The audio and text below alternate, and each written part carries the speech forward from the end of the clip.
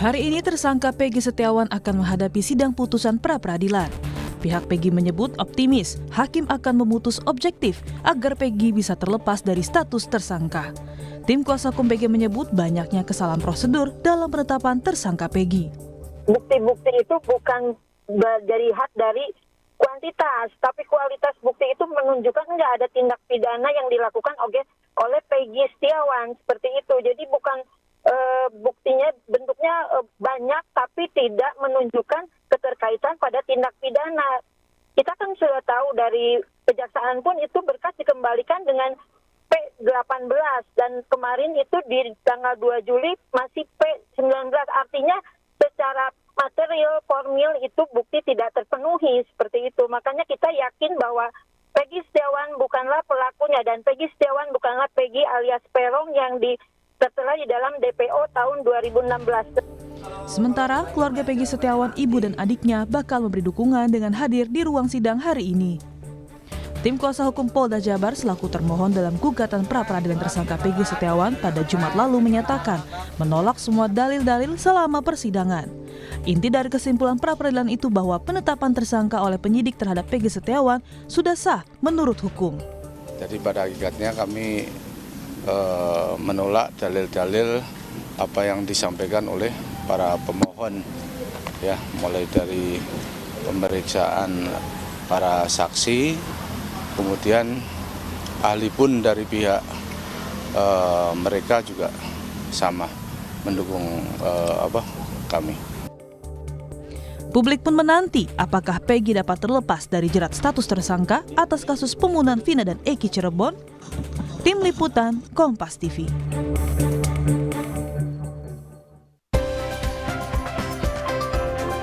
Saudara, hari ini Peggy Setiawan, tersangka kasus pembunuhan Vina dan Eki di Cirebon, Jawa Barat akan menghadapi putusan pra-peradilan di Pengadilan Negeri Bandung. Apakah Peggy dapat terlepas dari status tersangkanya? Lalu apa saja bukti kuat yang dimiliki Peggy juga polisi selama proses persidangan?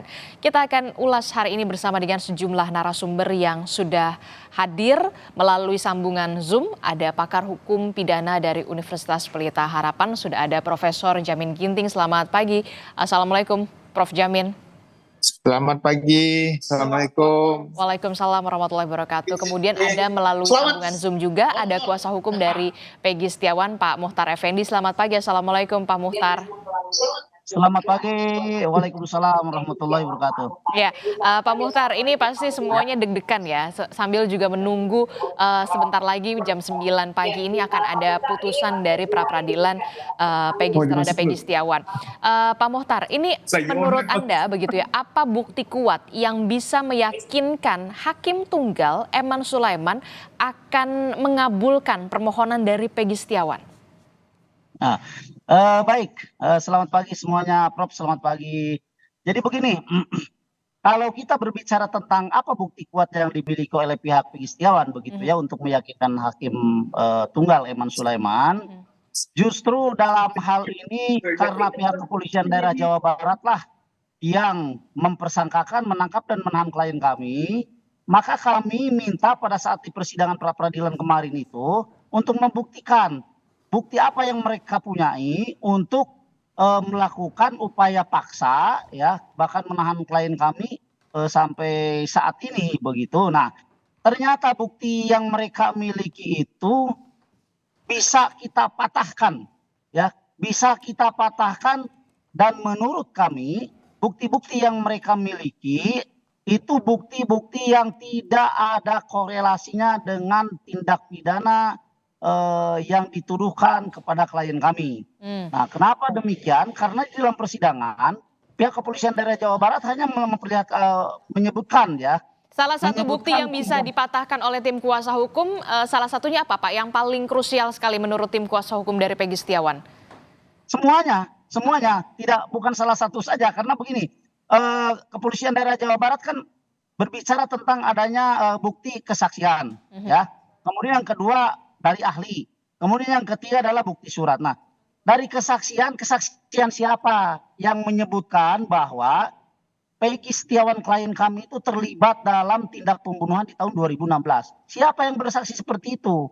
Kan begitu. Karena kalau kita lihat peristiwa persidangan tahun 2017, tidak ada satupun saksi bahkan terdakwa atau terpidana, mohon izin, yang menyebutkan keterlibatan Peggy Setiawan. Itu yang pertama. Kemudian yang kedua, ahli, ya.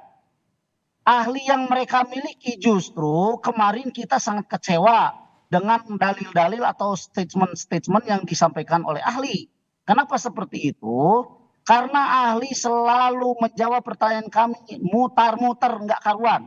Sehingga image-nya kita dibatasi untuk bertanya. Nah, inilah yang kita analisa, artinya bahwa ahli pun ya tidak bisa memberikan dalil yang komprehensif tentang keterlibatan klien kami. Itu yang kedua. Kemudian yang ketiga, bukti surat.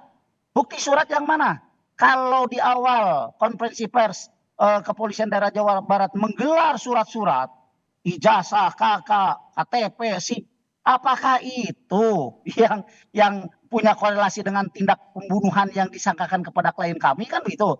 Justru bukti surat itu kalau katakanlah begini, kalau dikatakan bahwa bukti surat itu hasil daripada visum atau hasil daripada autopsi, mana adakah hasil autopsi yang menyebutkan bahwa Peggy Setiawan itu adalah pelaku pembunuhannya?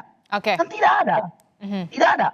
Karena sampai saat ini pun tidak ada bukti-bukti yang ditunjukkan melalui tes DNA, melalui scientific crime investigation yang ditunjukkan kepada kami. Tidak ada. Menurut Anda tidak ada dan bukti-buktinya sudah bisa dipatahkan semua dari tim kuasa hukum begitu ya? Termasuk dengan bukti dokumen begitu, termasuk ijazah dan segala macamnya. Saya ke Prof Jamin. Prof Jamin, tanpa berusaha untuk mendahului dari putusan hakim nanti jam 9 oleh Hakim Tunggal Eman Sulaiman, kita sudah melihat sidang pembuktian kemarin yang ada ahli dari baik itu dari Peggy Setiawan dan juga dari Polda Jawa Barat, termasuk juga saksi. Anda mencermatinya akan seperti apa nanti? Ya, kalau dilihat dari persidangan yang sudah ada yang saya amatin, konstruksi berpikir daripada polisi itu dimulai dari adanya putusan Mahkamah Agung yang menyebutkan adanya nama Peggy alias Peron. Lalu mereka mencari dan menemukan yang identik dengan Peggy alias Peron yang sudah disampaikan di persidangan ini adalah Peggy Setiawan menurut mereka. Tetapi yang saya lihat adalah berdasarkan bukti-bukti yang dihadirkan, itu semua menunjuk kepada bukti-bukti di tahun 2024. Bukan 2016. Bukan 2016. Nah, salah satu yang mereka kuatkan di sini adalah keterangan dari Sudirman yang mengatakan bahwasanya itulah Peggy Peron alias Peggy Setiawan karena mereka pernah ketemu waktu masih SD begitu ya, sama sekolah. Tapi bukti-bukti itu tidak menunjukkan apakah Peggy Setiawan yang sekarang dijadikan tersangka ini ada di tempat kejadian di tahun 2016 dan melakukan perbuatan pidana sebagaimana yang dijadikan tersangka oleh polisi pada saat ini. Itu tidak bisa dibuktikan oleh tim Polda Jawa Barat pada saat pembuktian pra-peradilan.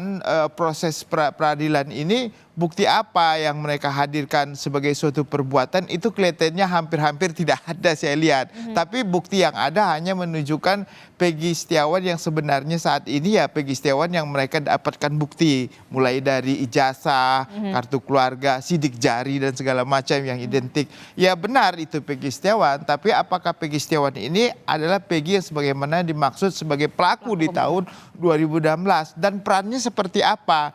Nah itu kan nggak disebutkan apakah dia sebagai bersama-sama pada saat itu, apakah dia sebagai orang yang menyuruh melakukan begitunya. Nah ini kelihatannya sangat minim ya kalau saya lihat sebagai bahan bukti. Apakah bukti surat, apakah bukti saksi. Satu-satunya saksi kembali tadi Sudirman tadi gitu. Padahal Sudirman sendiri tidak menunjukkan dia sebagai perbuatannya ada. Sebenarnya harusnya ya kalau memang dia ada di situ pada saat itu, tentu mereka harus mengungkap adanya contohnya buktinya CCTV yang dia seharusnya ada di situ. Lalu alat yang melakukan kejahatan apa? contohnya samurai atau bambu, di dalam bambu dan samurai itu ada sidik jarinya yang sama persis dengan sidik jari yang dia ambil saat ini. Betul. Dan itu identik begitu. Lalu apalagi?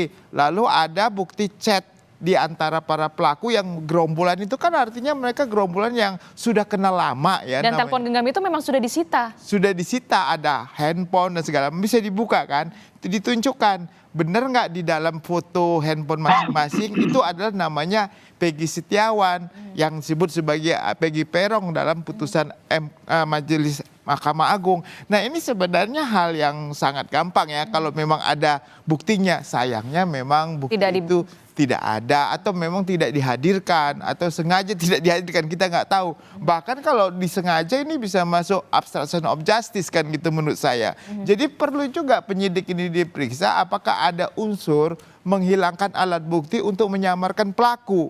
Nah kalau sampai bisa ada seperti ini adalah perbuatan obstruction of justice gitu loh. Menghalang-halangi penyidik untuk melakukan penyidikan. Padahal dia juga yang melakukannya. Nah jadi sebenarnya ini peran Propam atau peran daripada Arwasum untuk pengawasan terhadap penyidik yang tahun 2016 ini harus terjun begitu. Supaya masyarakat ini bisa melihat ternyata kemungkinan adanya polisi yang menghilangkan barang bukti atau penyidik itu untuk menutupi siapa pelaku sebenarnya itu bisa diungkap di penyidikan begitu. Dan kredibilitas dari kepolisian juga saya lebih bagus akhirnya gitu karena dia bisa melihat kalau sampai ada polisi yang nggak benar yang berusaha untuk menghilangkan pelaku asli dengan menghilangkan barang bukti bisa diungkap begitu. Oke, ini kan memang juga sempat disayangkan begitu, termasuk juga saya menyayangkan kenapa pada saat sidang pembuktian yang memang seharusnya bisa dibuktikan oleh Polda Jawa Barat, salah satunya adalah kalau tidak salah ada 6 CCTV yang memang menjadi salah satu alat bukti begitu, termasuk juga telepon seluler itu tidak dihadirkan. Ataukah memang punya ada alasan lain ini beririsan terhadap pokok materi perkara nanti? Sebenarnya kalau dikaitkan dengan pra-peradilan, penetapan tersangka itu paradigma sekarang kita adalah kurang cukup alat bukti, bukan kurang bukti. Ya, kurang bukti. Kalau kurang bukti beda dengan alat bukti. Kalau bukti dulu kan paradigmanya cukup ada laporan polisi, ada saksi, ya, itu udah cukup bukti. Tapi sekarang nggak begitu. Dia ada alat bukti sesuai dengan putusan MK 21, dia bilang alat bukti itu alat bukti di mana? Di pasal 184. 184 itu alat buktinya alat bukti yang komplit, artinya alat bukti yang sudah punya kualitas karena sudah ada di pengadilan gitu. Jadi diidentifikasilah bahwasanya alat bukti itu harus juga sudah punya kualitas. Jangan sampai kamu menetapkan orang sebagai sebagai tersangka, lalu alat buktinya nggak relevan dengan perbuatannya lah, nggak. Ini kan nggak boleh. Sebenarnya spiritnya spirit di situ. Alat bukti yang selain punya jumlahnya, tapi kualitasnya juga punya begitu. Oke. Menarik sekali. Jangan-jangan ada peluang di sini ada obstruction of justice begitu untuk mengaburkan siapa sebenarnya. Kemungkinan bisa aja seperti itu kan. Tapi kan namanya juga penyidik manusia juga kan. Bisa aja ada hal-hal lain. Makanya perlu dikembangkan lebih lanjut. Termasuk juga pengawasan terhadap penyidik, pemeriksaan terhadap penyidik pada saat 2016 yang lalu. Seharusnya harus dituntaskan. Harus diperiksa juga. Itu harus benar-benar ada niat baik juga dari pihak kepolisian untuk mengembalikan kepercayaan publik. Utamanya ini sekarang jadi sorotan sekali di hari ini karena ada putusan dari sidang pra-peradilan terhadap Peggy Setiawan. Saya ke pengacara. Pak Muhtar ini kan kalau kita melihat begitu ya, seharusnya kemarin itu memang sidang ajang pembuktian begitu, baik dari tim Peggy Setiawan dan juga dari Polda Jawa Barat begitu ya. Nah kalau sekali lagi saya mengatakan tanpa berusaha untuk mendahului dari putusan pra-peradilan oleh Hakim Tunggal Eman Sulaiman, jika memang nantinya putusan permohonan dari Peggy Setiawan ini tidak dikabulkan, langkah hukum apa yang nantinya akan dilakukan oleh tim kuasa hukum Peggy Setiawan kalau sidang pra-peradilan ini menemui tidak sesuai dengan ekspektasi? Baik, tentunya kami akan menyiapkan segala langkah hukum seumpama tadi yang disampaikan bahwa kami ditempatkan di posisi yang tidak baik begitu ya, artinya tidak menang berdasarkan fakta-fakta di persidangan bahkan berdasarkan dalil-dalil yang kami sampaikan. Sehingga kami boleh-boleh dong, kami boleh berprasangka bahwa Baik. ada apa di balik semua ini kan begitu ya. Karena sudah sangat jelas, terang dan gamblang apa yang disampaikan oleh pihak kepolisian daerah Jawa Barat tentang upaya paksa yang mereka lakukan kepada klien kami, kemudian kami sanggah kan begitu ya. Kami bantah, kok tiba-tiba misalkan, tiba-tiba kami kok tetap diposisikan di tempat yang tidak menguntungkan kan gitu. Sehingga jelas ini akan menimbulkan pertanyaan besar. Ada apa sebenarnya ini? Tetapi mudah-mudahan saja prediksi kami itu menjadi kenyataan bahwa kami akan memenangkan pra peradilan ini. Karena kami punya keyakinan dengan rasa optimis kami itu adalah doa yang terbaik. Dan kami selalu berpositif thinking berdasarkan apa yang kami gali ya, apa yang kami gali, apa yang kami temukan, dan apa yang kami sampaikan di persidangan.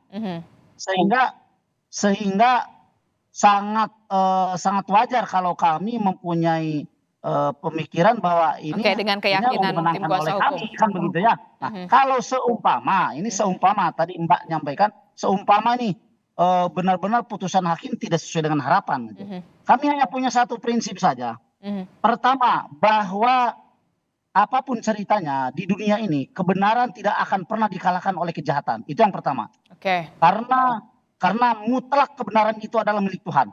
Tidak mungkin dikalahkan oleh kejahatan yang dalam arti kata kejahatan itu adalah milik setan lah itu ya kalau kami boleh bilang. Kemudian yang kedua, kalau kami memang akhirnya diposisikan di tempat yang tidak menguntungkan, inilah akhirnya kami bisa berbicara bahwa ternyata penegakan hukum di negeri kita untuk mendistribusikan rasa keadilan buat seluruh rakyat Indonesia, terutama buat klien kami, rusak dan hancur. Itu saja buat kami.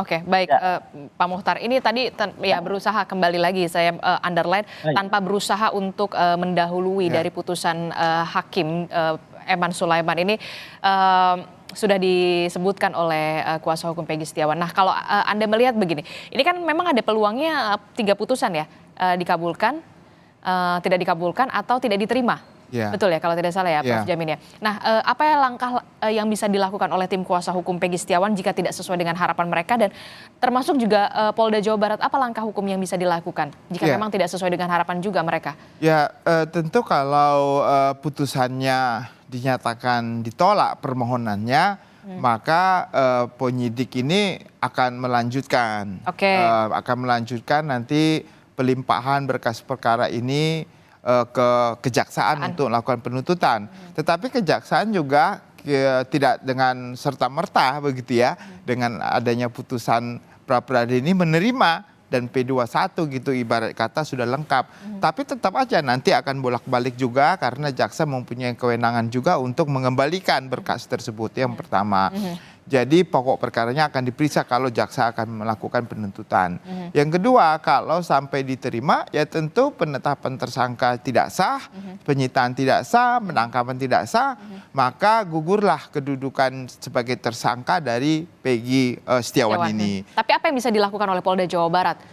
Polda bisa juga mencari alat bukti lain. Seandainya dia ada alat bukti lain yang menunjukkan Peggy Setiawan yang sudah tadi ditetapkan tersangka, dia bisa lagi dengan sprindik baru untuk menetapkan sebagai tersangka lagi, bisa. Oh, ada pembukaan penerbitan sprindik baru? Ya, dia akan bisa membuka sprindik baru untuk penetapan tersangka kalau masih ada cukup bukti untuk membuktikan Peggy Setiawan ini sebagai tersangkanya, kan bisa dibuka kembali. Jadi nggak serta-merta kalau sudah ditetapkan sebagai putusan pra peradilan dikabulkan dia nggak bisa lagi. Ada banyak itu beberapa kasus ya, sampai berulang-ulang sudah ditetap tersangka, pra peradilannya dikabulkan, ditersangkakan lagi, dikabulkan lagi. Tapi itu kan sangat effortnya agak lucu juga begitu ya. Artinya dia akan berusaha untuk mencari yang lain, pasti bukan dia pelakunya begitu. Oke, kita akan kawal bersama Pak Muhtar dan juga Prof. Jamin bagaimana nanti pembacaan putusan dari Hakim Tunggal Eman Sulaiman terhadap putusan pra peradilan terhadap Peggy Setiawan. Terima kasih Pak Muhtar, Prof. Jamin telah bergabung bersama kami. Selamat pagi, Assalamualaikum. Waalaikumsalam, Prof. Siap. Waalaikumsalam, Pak.